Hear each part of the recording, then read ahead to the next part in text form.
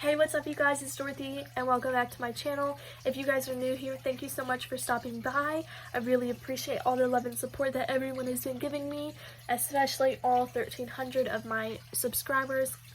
You guys rock and I could not do this without you guys. In today's video, we're going to go into part 2 of chapter 16 of One of Us is Lying, so let's get right into this video. This video may contain sensitive topics and foul language. If you do not wish to continue, please click off the video now. You have been warned. Cooper, Saturday, October 13th, 4:35 p.m. There's no good place to break up with someone, but at least their living room is private and they don't have to go anywhere afterward. So that's where I give Keely the news.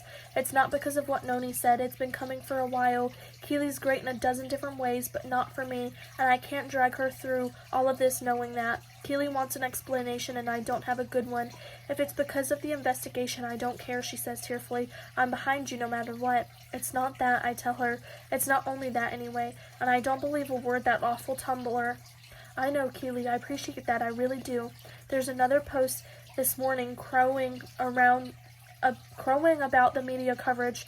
The Mike Hale Powers Investigate site has thousands of comments about the Bayview 4, kind of a dull name by the way. Would have expected better from a top-ranked news magazine. Some call for jail time, some rail about how spoiled and entitled kids are today, and how there is another example of that. It's a great story. 4 good-looking, high-profile students all being investigated for murder, and nobody's what they seem. The pressure's on now. Bayview Police, maybe you should be looking a little closer at Simon's old entries. You might find some interesting hints about the Bayview 4. Just saying.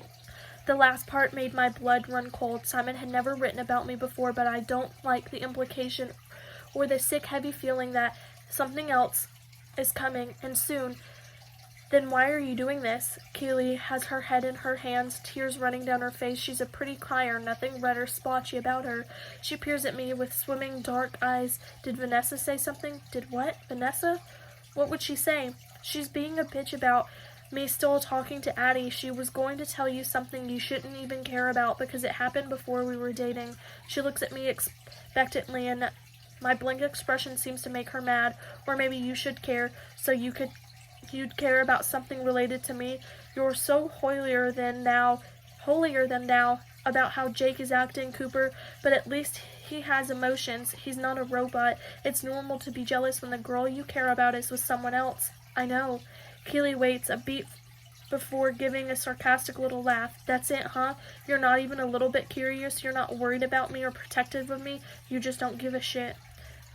We're at the point where nothing I say will be right. I'm sorry, Keely.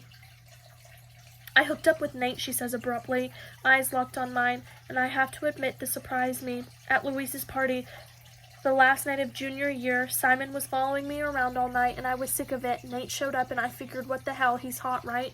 Even if he's a total degenerate. She smirks at me, a trace of bitterness in her face. We just kissed mostly that night. Then you asked me out a few weeks later. She gives me that intense look again, and I'm not sure what she's trying to get across. So you were with me and Nate at the same time?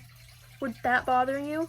She wants something from me out of this conversation. I wish I could figure it out and let her have it, because I know I haven't been fair to her. Her dark eyes are fastened on mine, her cheeks flushed, her lips slightly parted. She really is beautiful, and I told her I'd make a mistake. She'd take me back, and I'd keep being the most envied guy at Bayview. I guess I wouldn't like it. I start, but she interrupts me with half a laugh, half sob. Oh my God, Cooper, your face. You seriously could not care less. Well, for the record, I stopped doing anything with Nate as soon as you asked me out. She's crying again, and I feel like the world's biggest jerk. You know, Simon would have given anything if I'd chosen him.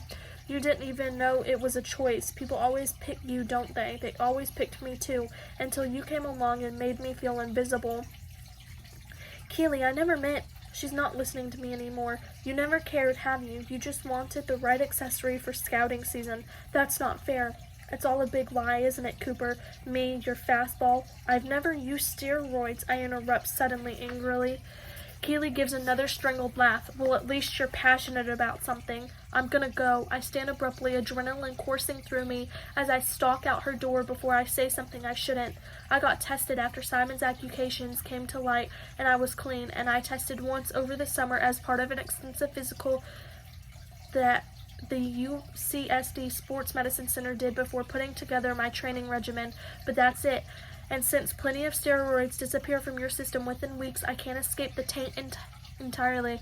I've told Coach Ruffalo there's no truth to the accusations, and so far he's sitting tight on contacting any colleges. We're part of the news cycle now, though, so things won't stay quiet for long. And Keely's right. I've been a lot more worried about that than about our relationship. I owe her a better apology than the one I just half-assed, but I don't know how to give it. That is the end of chapter 16. I will see you guys in the next video. Bye!